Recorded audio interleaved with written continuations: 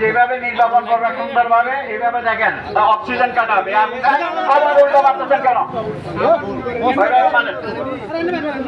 এইভাবে দেন, আপনি এইভাবে মারেন, আপনি যেভাবে দিচ্ছেন এইভাবে আগুন উল্টা গিয়ে আপনার ওইখানে ধরবে, গাড়ি ধরে যাবে। তার মতলব টেকনিকটা হচ্ছে এইভাবে।